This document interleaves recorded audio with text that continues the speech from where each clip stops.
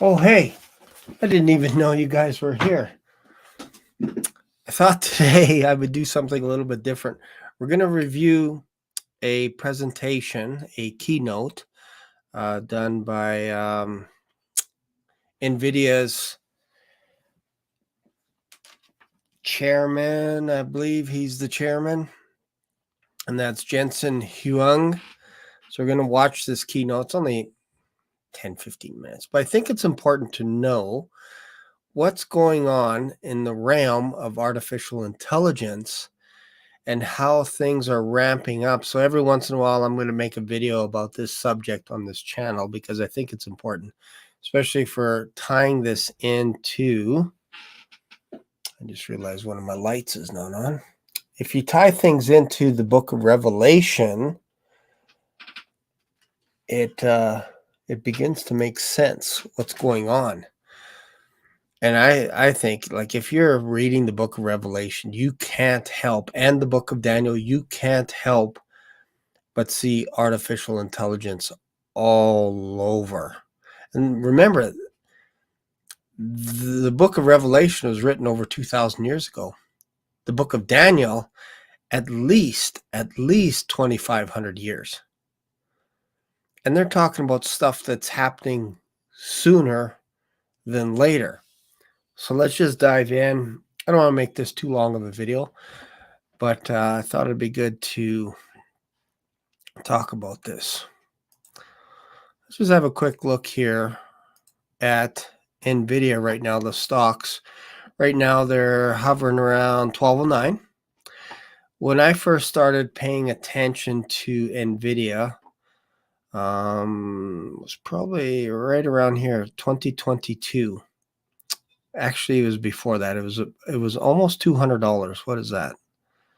July, I think it was like in the fall. Yeah, it was like September. Yeah, there you go, September. I started paying attention, and I watched a keynote by this Jensen feller from Nvidia, and it was at 200, and it started to go up, and I was thinking, this thing's going to go up. It's going to go up to like $1,000. Nothing really happened too much for the next year or so, but now it's like 1,200 US, which is crazy. And I think if I were to use a crystal ball, I think this is going to double within the next year or so. So, and again, take it with a grain of salt. Like, if you have a computer, chances are you have one of these chips already in your computer. I don't have any stock in this, in Nvidia whatsoever. I'm just letting you know that I think there's something crazy happening in the world of artificial intelligence, and I thought, you know what, this is a good time to start talking about this stuff. So let's just jump in here to this presentation. Again, if you have any comments or anything as we go, feel free to share your comments, and we'll just jump into this presentation. And then if something jumps out at me, I'll stop. It's only like 10-15 minutes. This is the condensed version of it. Yeah, and we'll go from there. Google announced that they put cuDF in the cloud and accelerate Pandas. Pandas is the most popular data science library in the world. Many of you in here probably already use Pandas. It's used by 10 million data scientists in the world, downloaded 170 million times each month. It is the Excel, it is the spreadsheet of data scientists. Well, with just one click, you can now use Pandas in Colab, which is Google's cloud data centers platform, accelerated by cuDF. The speed up is really incredible. Let's take a look.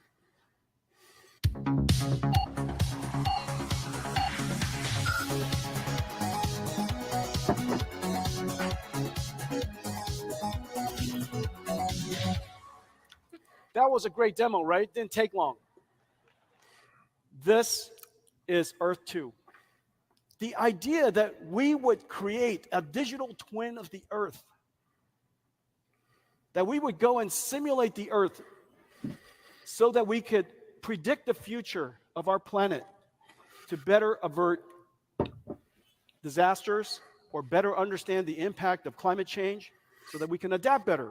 so that we could change our habits now. This digital twin of Earth is probably one of the most ambitious projects that the world's ever undertaken, and we're taking large steps every single year, and I'll show you results every single year.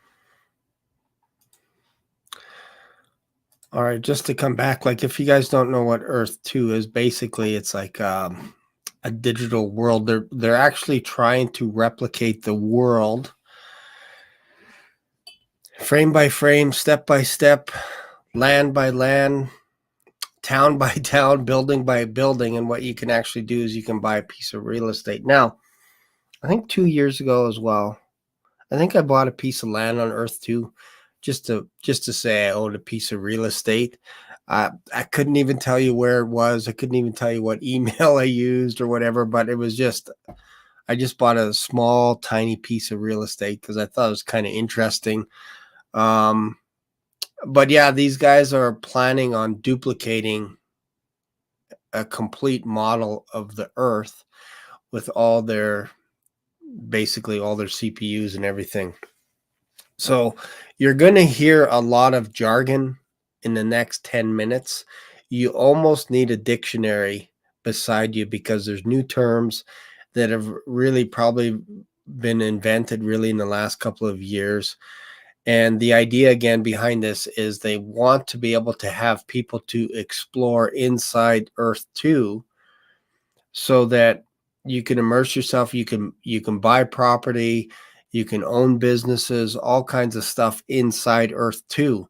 And the idea is once all the tiles are purchased, you can start trading with other people and all this kind of stuff. And again, you're immersed inside this virtual planet. And with the technology that they have now, imagine 5 years or 10 years from now how good it will be.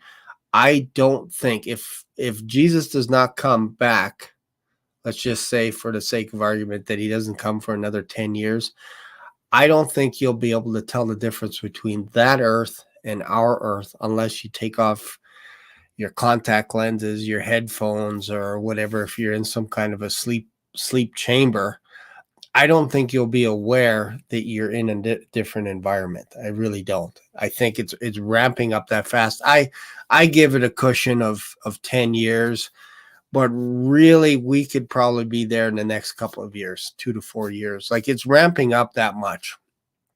So, and the technology, like when they talk about building mini factories, and I think he might touch on this one, but basically imagine buying a little tiny factory, a little package that's your computer.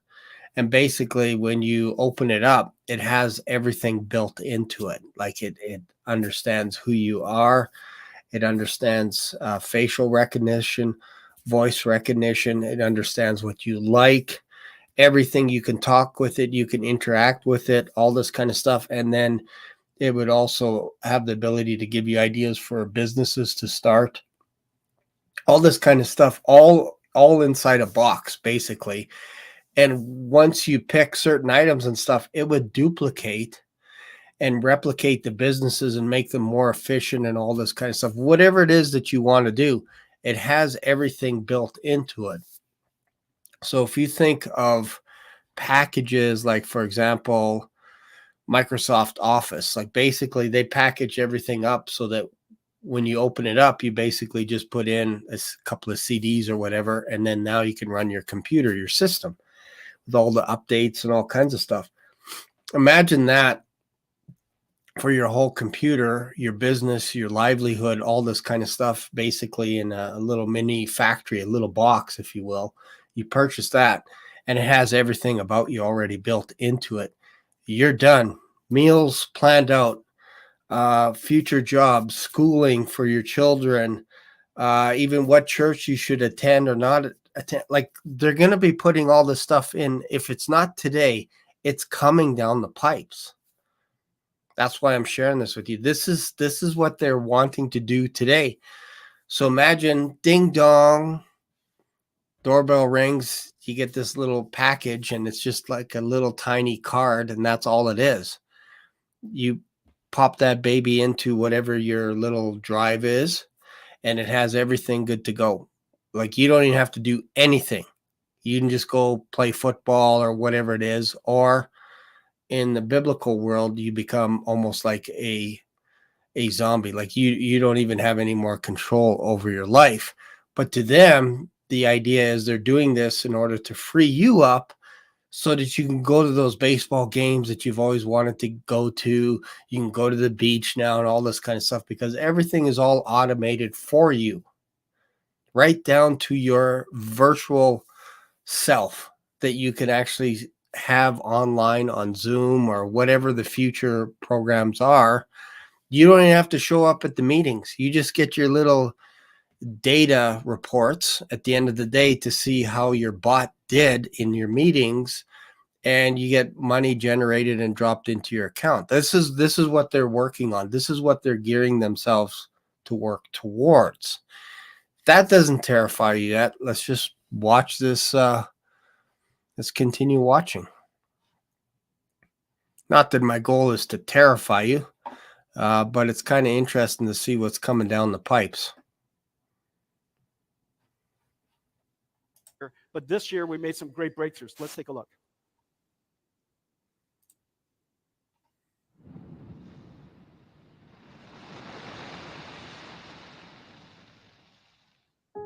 On Monday, the storm will veer north again and approach Taiwan. There are big uncertainties regarding its path. Different paths will have different levels of impact on Taiwan. Someday in the near future, we will have continuous weather prediction at every square kilometer on the planet. You will always know what the climate's going to be. You will always know. And this will run continuously because we've trained the AI, and the AI requires so little energy. In the late 1890s. Okay, I'm just going to pause it for 1 sec. The only thing about this is I am happy with the idea that if you had a weatherman that was right maybe 10% of the time, that would be fantastic. Maybe once a week, once a month, I would be happy if a weatherman was accurate. If they could tell you 5 days, a week in advance that there's a storm coming or whatever, I'd be amazed. That would be amazing. So the idea that they're going to use some of these programs to be able to predict storms anywhere in the world, I'll believe that when I see it. Because right now, you just watch any news network and they're always surprised as to the weather, what's coming down the pipes.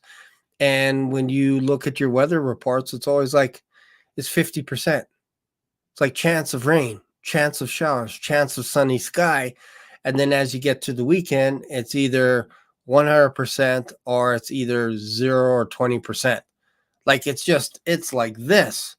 So sometimes I think if I believed in reincarnation, I would come back as a weatherman, because you don't have to be good at anything. You don't ever have to be right at predicting anything, ever. And you could still have a job. That's what's amazing. All right, let's go back to this gentleman, this presentation here.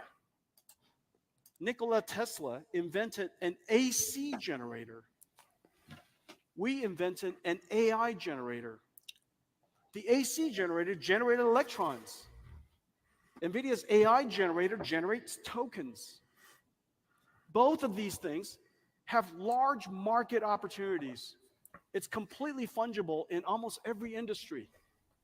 And that's why it's a new industrial revolution. And now we have a new factory, a new computer. And what we will run on top of this is a new type of software. And we call it NIMS, Nvidia Inference Microservices. Now, what happens is the NIM runs inside this factory. And this NIM is a pre-trained model. It's an AI. Well, this AI is, of course, quite complex in itself. But the computing stack that runs AIs are insanely complex. When you go and use ChatGPT, underneath their stack is a whole bunch of software. Underneath that prompt is a ton of software. And it's incredibly complex because the models are large, billions to trillions of parameters. It doesn't run on just one computer, it runs on multiple computers. It has to distribute the workload across multiple GPUs, tensor parallelism, pipeline parallelism, data parallel, all kinds of parallelism, expert parallelism, all kinds of parallelism.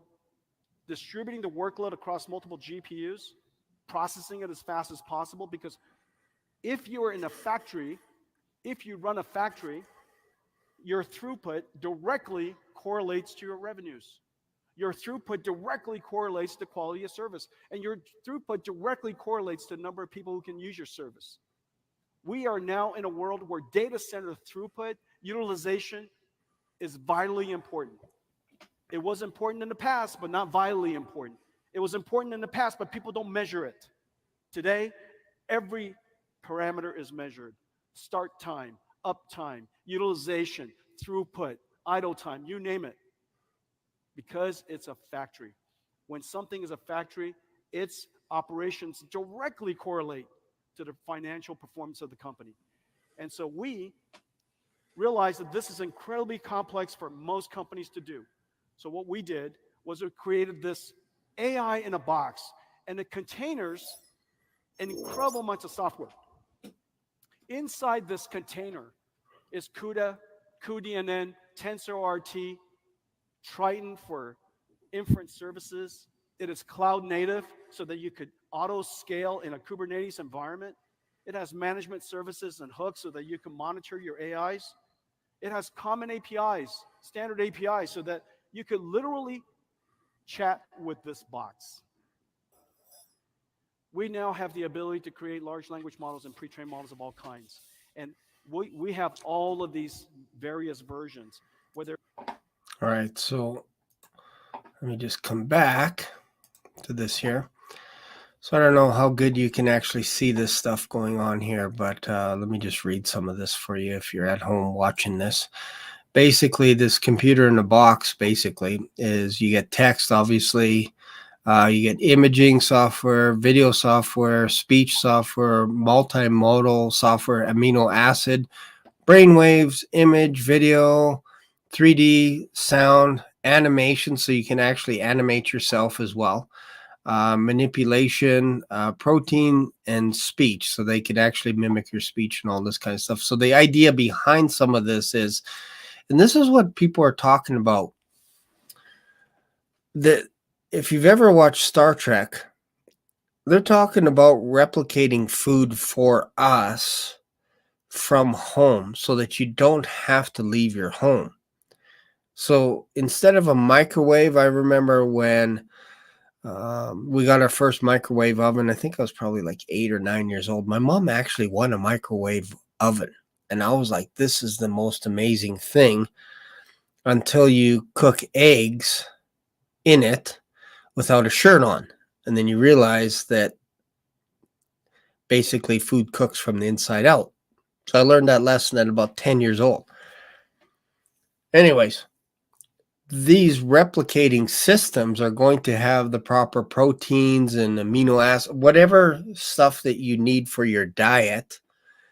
You can just synthetically replicate that with these systems. I'm not saying that that's in this box today, but that's what's coming down the pipes. The idea is they don't want you to leave your house.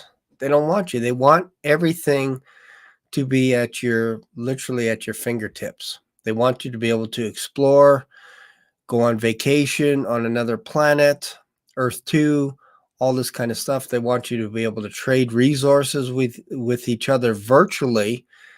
Meanwhile, outside in the real world, they're actually buying, selling land, all kinds of stuff.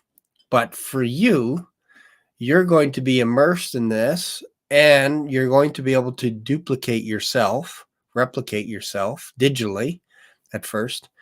And then they're also going to be able to replicate your voice as well, so that you can have meetings. You can schedule meetings, all kinds of stuff. You don't have to, you can go play your video games or whatever you like to do, go for a walk, whatever it is. That's the idea behind it, is to free your time. But we know how that works. It's not going to free your time. It's going to actually increase your time spent at something like this, at a computer. And you're just going to be unaware of the time that flies by because you're going to be immersed in this stuff. And this is coming down the pipes sooner than later. A lot of people think this is at the most, or at least 10 years away. And I'm telling, like, I'm predicting 10 years, but I think it could be years away, 2 to 4 years. And you could start to see people in homes where all these packages are arriving and people aren't leaving their homes anymore. They won't care to leave their home because they're generating income virtually online, and they're able to make their own food, diet, all kinds of stuff. Like, they're setting that up so that you don't have to leave your house at the end of the day. That's what's going on here. I'm actually surprised that Jensen here didn't have a virtual copy of himself to do this presentation. I know he did that at a keynote a couple of years ago. He actually, I forget how many hours it took for them to render to make this guy look virtually real. It was actually not too bad. That was 2 years ago. Imagine what they could do now. All right, let's continue. Whether it's language-based or vision-based or imaging-based, or we have versions that are available for healthcare, digital biology. We have versions that are digital humans that I'll talk to you about. And the way you use this, just come to ai.nvidia.com. And today we just posted up in Hugging Face the Llama 3 NIM, fully optimized. It's available there for you to try. And you can even take it with you. It's available to you for free.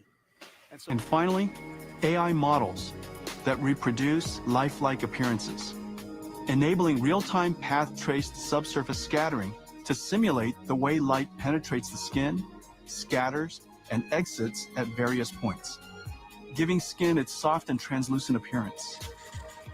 NVIDIA ACE is a suite of digital human technologies packaged as easy-to-deploy, fully optimized microservices, or NIMs. Developers can integrate ACE NIMs into their existing frameworks, engines, and digital human experiences. Nemotron SLM and LLM NIMs to understand our intent and orchestrate other models. I'm so happy to be here to celebrate the amazing work of our two teams. This last 12 months. Riva Speech NIM. All right, so we'll continue with that, but I'm telling you guys, this is ramping up faster than you expect. So the reason why I'm doing this is because what I am doing now personally for myself is every morning I'm going to be reading. I won't be making a video about it, but I'll be reading the book of Revelation every single morning over the next 30 days. And most likely once in a while, I'll be reading the book of Daniel as well, as more of a devotion. Why? Because I feel like if you want to understand what's going on around us, you need to have a grasp of what's going on in the book of Daniel, and specifically in the book of Revelation. There are tons of parallels that are happening in the book of Daniel and as well as the book of Revelation. So, for example, you have about 13 verses in the book of Daniel, and you have another 13 verses in the book of Revelation, that if you put them side by side, you would think it was almost from the same book. So there is a tight correlation. If you understand the book of Revelation, you're going to understand the book of Daniel. If you understand the book of Daniel, you're going to understand the book of Revelation. Like, they're that tied together. And then also now when you see stuff like this, it's almost like when you read those books of the Bible, it's almost like a roadmap. You can actually see this stuff beginning to unfold, and everything is gearing up to prep the Antichrist for being here in the world. And if you think that the Antichrist is just going to be an ordinary man, and the 10 kings are just going to be ordinary people, like a guy from France, a guy from England, you're kidding yourself. You're kidding yourself. Like, they are ramping this stuff. Like, this is increasing exponentially. And again, we're probably looking at a clock of like a couple of years before you can actually get to a point where you're not going to be able to tell if someone like me is actually doing a presentation in front of you. You won't know if it's me or if it's AI. That's how good it is. It used to be whenever you would go to a movie and you watch something like Avatar or something, and it seemed like everybody was like blind, all the characters. So if you're right here, the character would be like this, and it's like the eyes just seemed weird all the time. That's how you could tell it was not real. If you could fix the eyes in movies when they're animated, like Animatrix or any of these cartoons, if you could fix the eyes, or even video games, so that people don't look like they're blind, they could do everything else. Weapons, guns, explosions, all kinds of special effects in movies. Like, it's unbelievable what they can do, but they can't get the eyes right. For some reason, you always know it's fake. It's like the eyes are just, it's almost like when you look into someone's eye, you actually do see their soul. And when you see something that's animated, that doesn't matter how good the skin looks. You could put a nice leather jacket on them or whatever. You could tell that they're not real. If these programs can fix that part to make the eyes more realistic than anything else, now you have something. But right now, I'm not concerned about that because they can't get the eyes right. Like, our eyes, look at it. Like, when I'm doing this video, like, my eyes are like, there's no real pattern. Like, if I'm thinking about an image, I go to the right. If I'm lying, I go over here. If I'm thinking audibly, over here. If I think about my mom's voice, over here. Like, this is what our eyes do. And if you have an animation where people are talking and their eyes are doing something weird, we think it's weird. That's why probably when you watch Elon Musk, it feels like this guy is like a clone or something. Like, he doesn't feel like he's real. I know he's a human, I think. I'm pretty sure. But, man, you just watch his eyes, and it's just like he's either deep in thought all the time, but it's bizarro world. It's absolutely bizarro. What I'm trying to say is they're spending a lot of money, a lot of resources to getting this basically computer in a box that you'll use.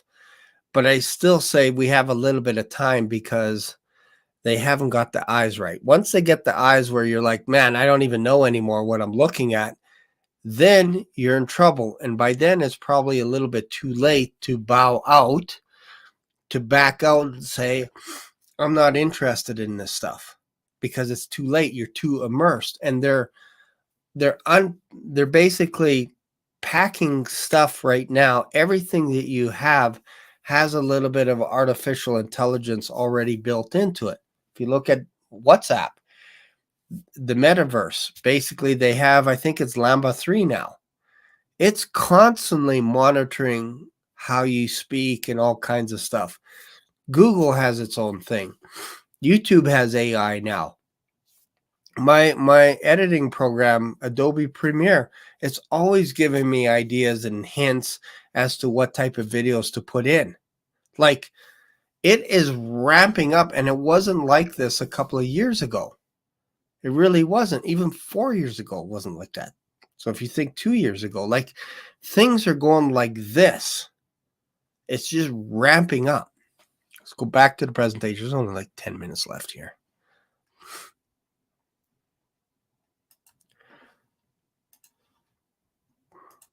For interactive speech and translation, audio to face and gesture NIMs for facial and body animation, and Omniverse RTX with DLSS for neural rendering of skin and hair. And so we installed every single RTX GPU with Tensor Core processing, and now we have 100 million GeForce RTX AI PCs in the world, and we're shipping 200. And this Computex, we're featuring 4 new amazing laptops. All of them are able to run AI. Your future laptop, your future PC will become an AI. It'll be constantly helping you, assisting you in the background. Ladies and gentlemen, this is Blackwell.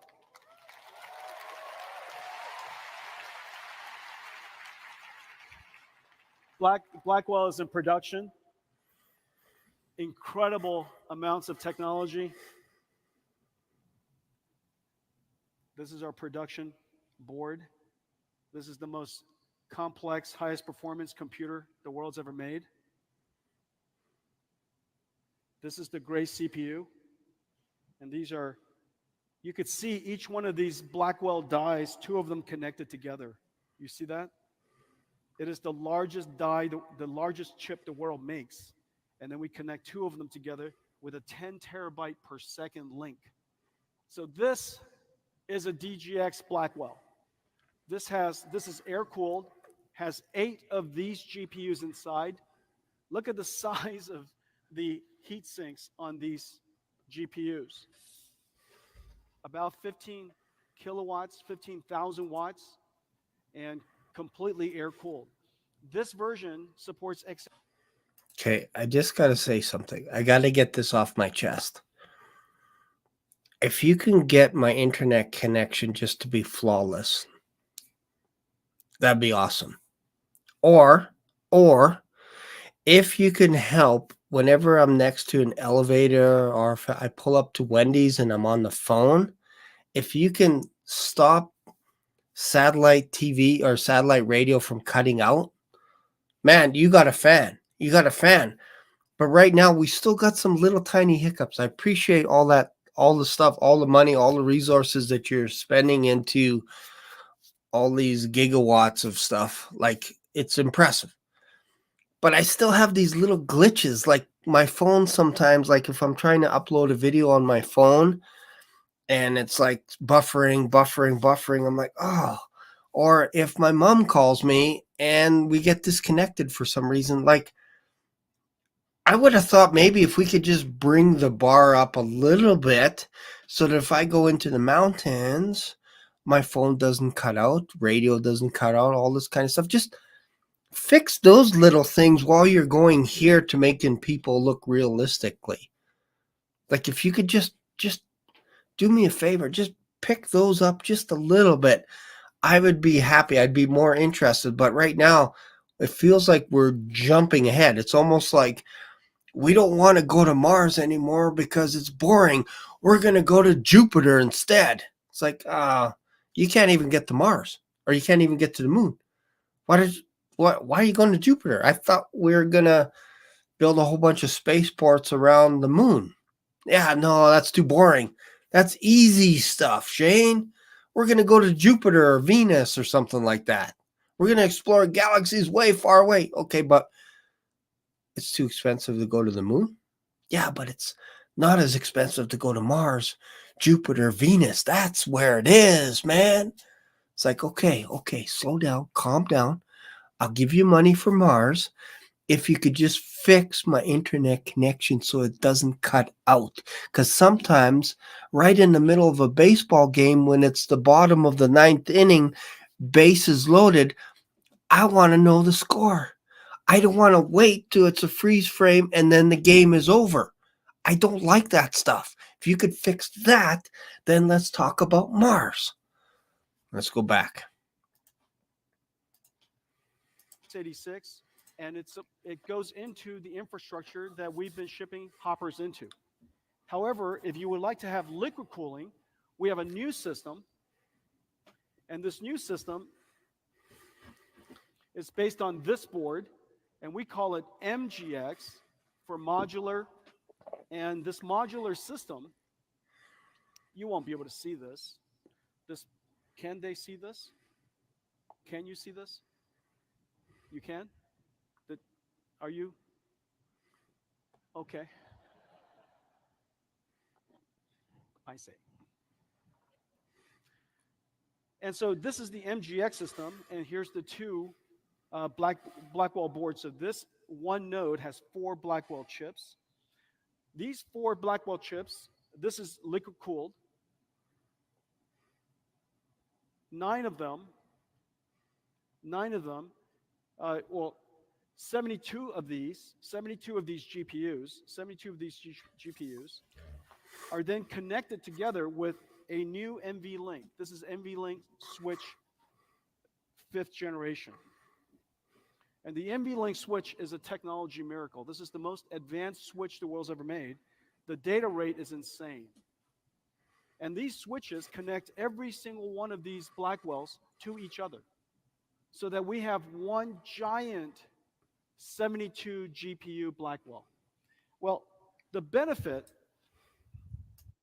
of this is that in one domain, one GPU domain, this now looks like one GPU. This one GPU has 72 versus the last generation of 8, so we increased it by 9 times. The amount of bandwidth we've increased by 18 times. The AI flops we've increased by 45 times, and yet the amount of power is only 10 times. This is 100 kilowatts, and that is 10 kilowatts. This is one GPU. Ladies and gentlemen, DGX GPU. You know?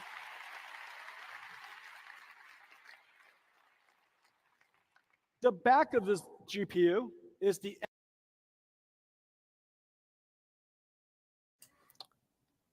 question is, does this CPU come in black? Does this computer come in black? So I'm waiting for it, and I don't want to be facetious on this. Like I'm pretty excited about that. Pretty excited how big that computer is. One, I won't be able to fit that in my house. Like I won't be able to get it there. So it's pretty cool. But there's a couple more. I'm hoping he talks about when they replicate themselves to go to meetings and that kind of stuff. I think he'll be talking about that in a couple of minutes. We only got a few more minutes on this presentation, but you could tell they are investing a ton of cash. Elon Musk is channeling a lot of his resources from Giga Texas to X, that used to be Twitter. He's putting a lot of money. He's purchasing a lot of these Nvidia chips and putting them into X because he wants to invest heavily into artificial intelligence. So when you see all these players start to move their resources around and they're starting to put more stock into one thing, you kind of have to pay attention to what's going on. Let's continue. NVLink spine. The NVLink spine is 5,000 wires, 2 miles. And it's right here. This is an NVLink spine. And it connects 72 GPUs to each other. This is an electrical mechanical miracle. The transceivers makes it possible for us to drive the entire length in copper. And as a result, this switch, the NVLink switch, driving the NVLink spine in copper, makes it possible for us to save 20 kilowatts in one rack. 20 kilowatts can now be used for processing. Just an incredible achievement. So we have code names in our company, and we try to keep them very secret. Oftentimes, most of the employees don't even know. But our next generation platform is called Rubin. The Rubin platform, I'm not going to spend much time on it. I know what's going to happen. You're going to take pictures of it, and you're going to go look at the fine prints, and feel free to do that. So we have the Rubin platform, and 1 year later, we'd have the Rubin Ultra platform. All of these chips that I'm showing you here are all in full development, 100% of them. And the rhythm is 1 year at the limits of technology, all 100% architecturally compatible. So this is basically what Nvidia is building. A robotic factory is designed with 3 computers. Train the AI on Nvidia AI. You have the robot running on the PLC systems for orchestrating the factories, and then you of course simulate everything inside Omniverse. Well, the robotic arm and the robotic AMRs are also the same way, 3 computer systems. The difference is the 2 Omniverses will come together. So they'll share one virtual space. When they share one virtual space, that robotic arm will become inside the robotic factory. And again, three computers, and we provide the computer, the acceleration layers, and pre-trained AI models. I think we have some robots that we'd like to welcome. Here we go. About my size.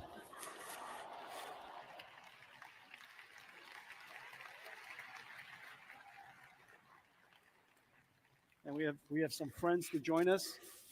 So the future of robotics is here. The next wave of AI, and of course, you know, Taiwan builds computers with keyboards. You build computers for your pocket. You build computers for data centers in the cloud. In the future, you're going to build computers that walk and computers that roll, around. And so these are all just computers. And as it turns out, the technology is very similar to the technology of building. All right. So what's interesting is I feel like I've seen this movie before. Oh, yeah, it's Star Wars. R2-D2 and C-3PO.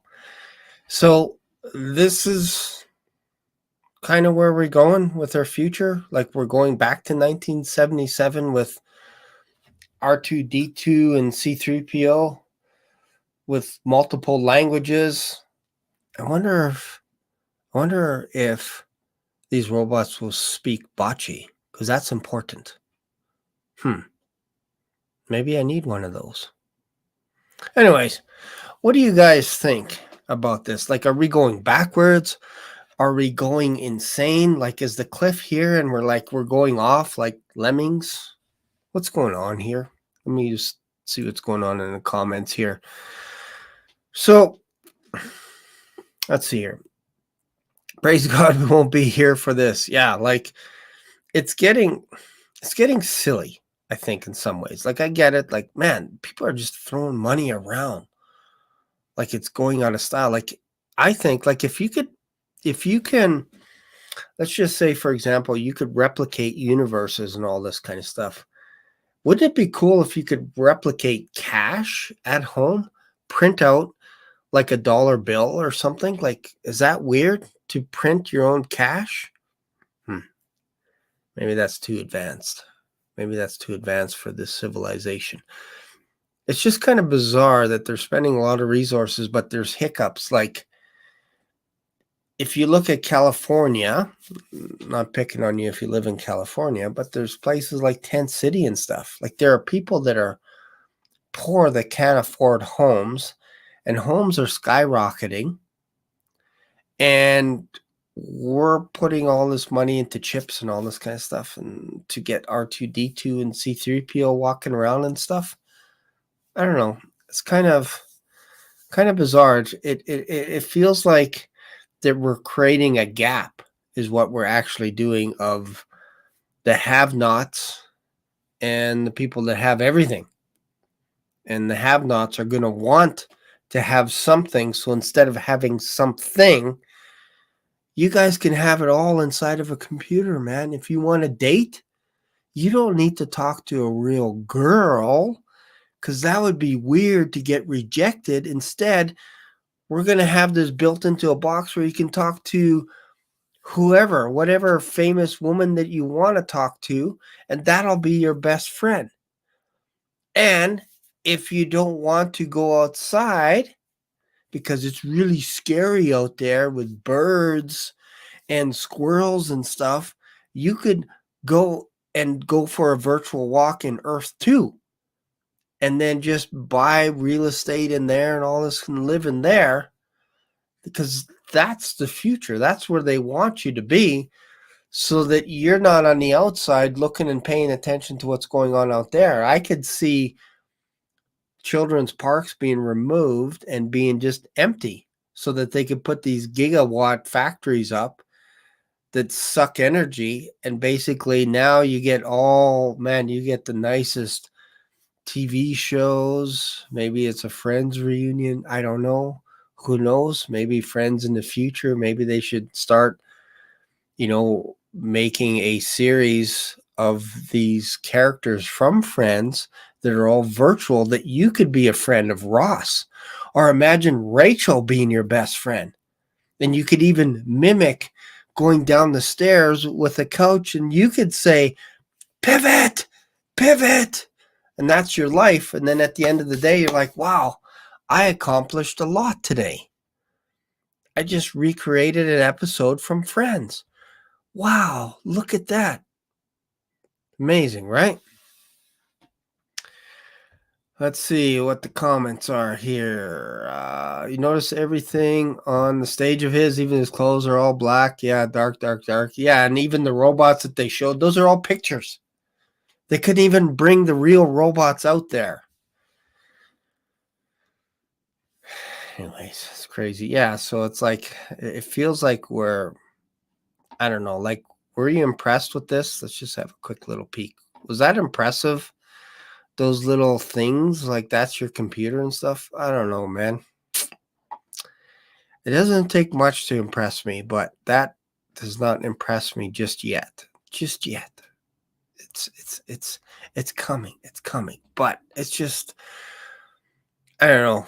I think after I'm done this video, I'm going to go for a walk, a real walk, not a virtual walk, but I'm actually going to go for a real walk to the river, and maybe I'll see some real birds.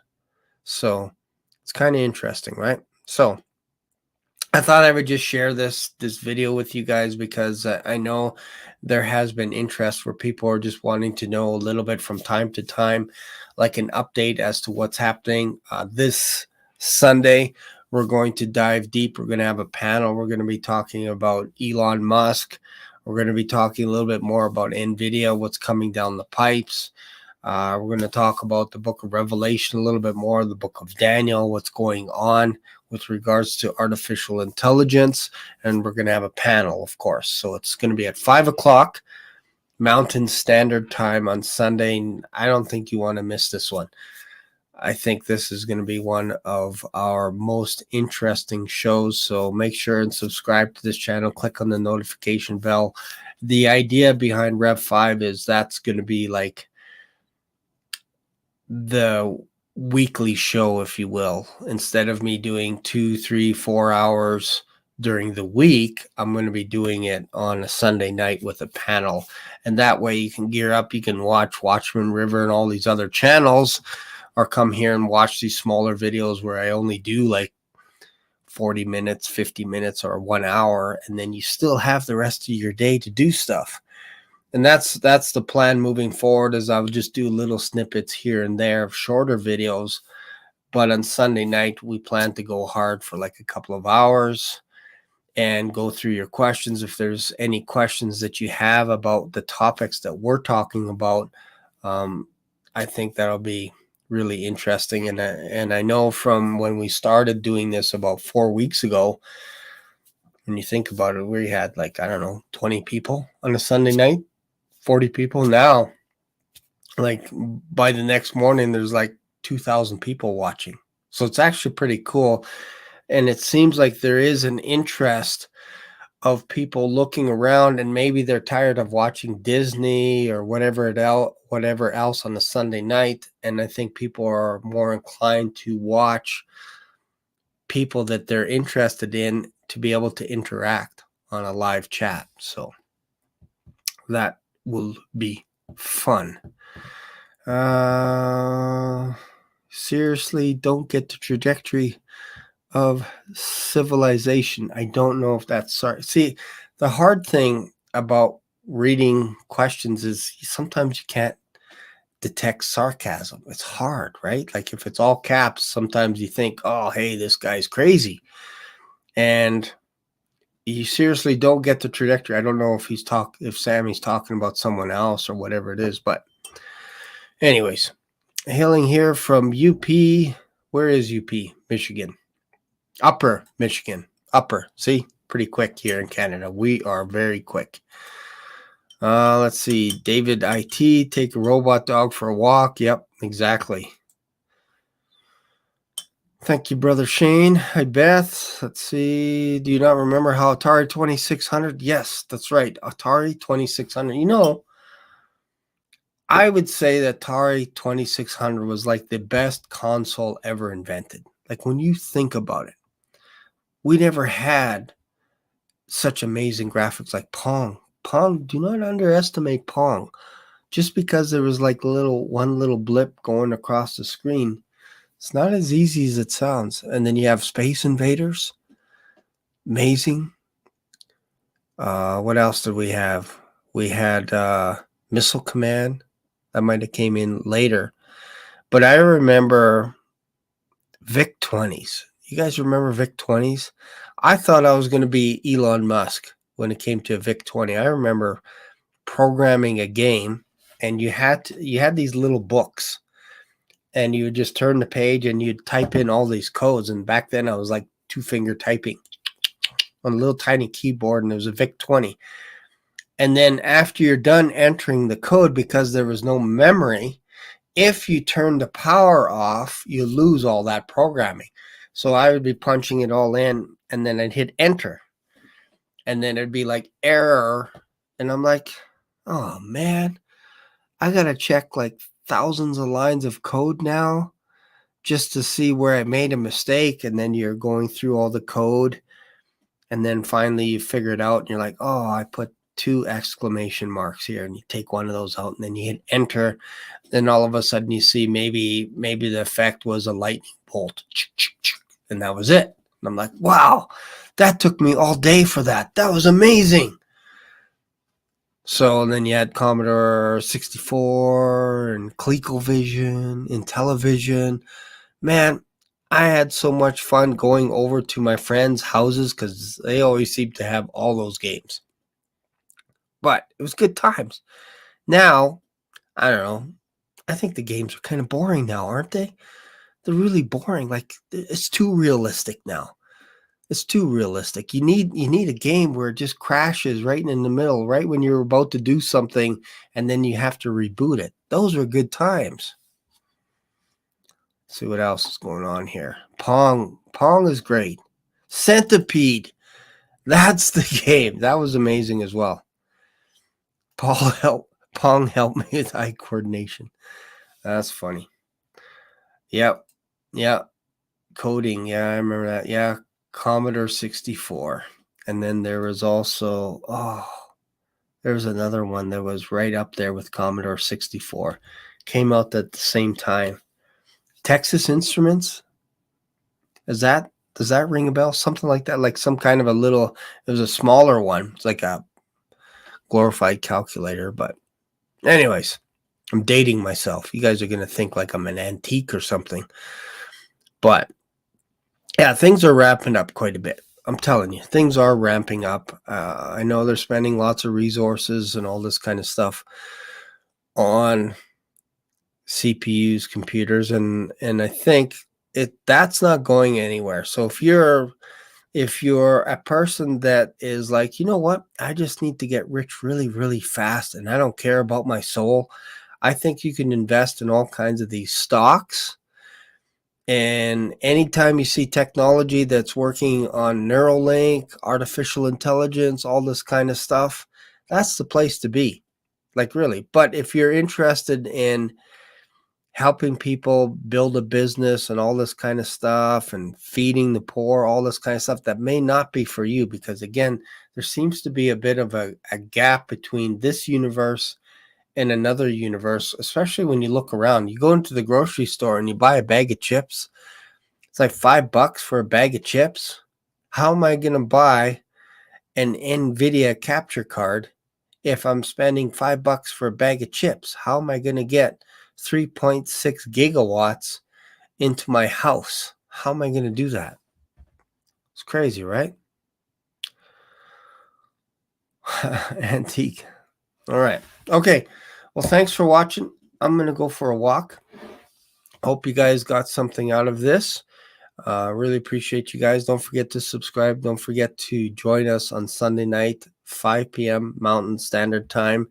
If you don't know what time that is, just ask ChatGPT, ask Alexa, ask Siri, Yuri, whoever to convert that for you if you don't know how to figure that out, because it's pretty complicated. There's a way to figure it out, or just click on the notification bell and you'll be notified immediately when we go live. So thanks again for watching. I'll see you guys in another video. Bye for now.